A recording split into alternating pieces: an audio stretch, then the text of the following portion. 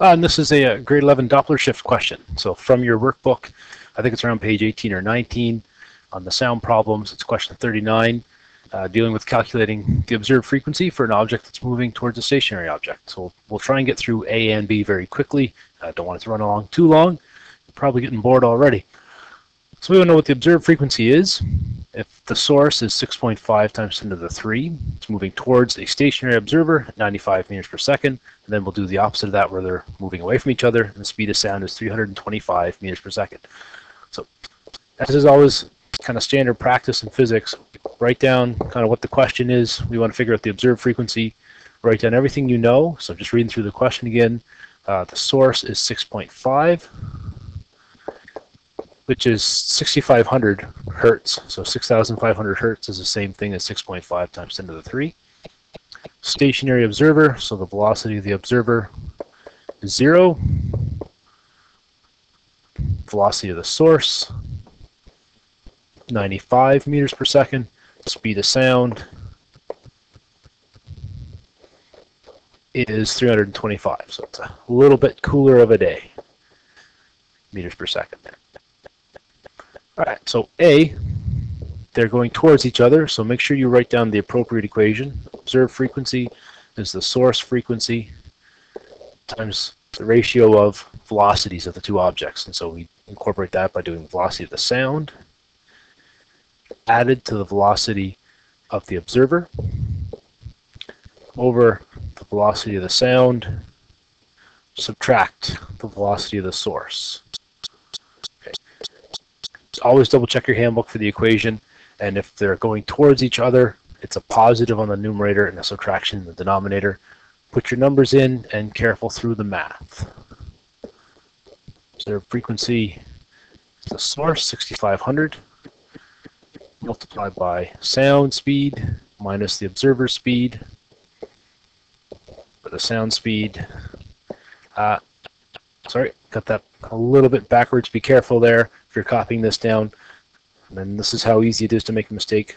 The numerator needs to be a positive, the denominator needs to be subtracted, and the velocity of the source is 95.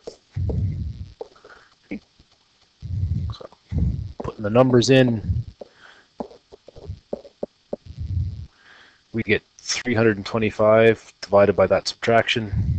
325 minus 95 is 230. So it'll be 325 divided by 230, 1.41. Which is good. We should get a ratio bigger than 1, so the observed frequency will be bigger than the source. So frequency observed then, 6,500 times about 1.41, rounds to about 9,200 hertz.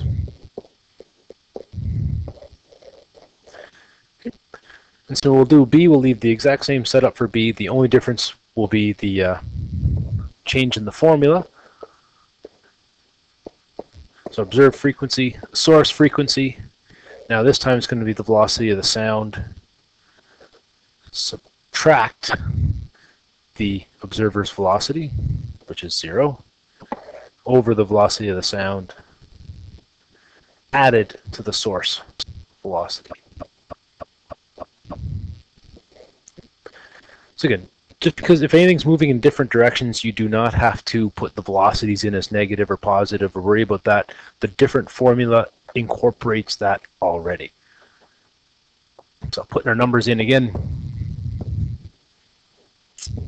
325 on the top, and on the bottom is 325 added to 95. So 6,500 multiplied by 325 added to 95 is 420. So it's 325 over 420. Work that out carefully. Doesn't really matter the order of operations at this point. So 6,500 times 325 divided by 420 rounds to about 5,030 hertz. So make sure that answer makes sense in terms of the physics concept. If they're moving away from each other, we should have a frequency less than the source. 5,000 is certainly less than 6,500, and they're moving towards each other. Should get a frequency greater than the source. 92,000 or 9,200 is definitely more than 6,500.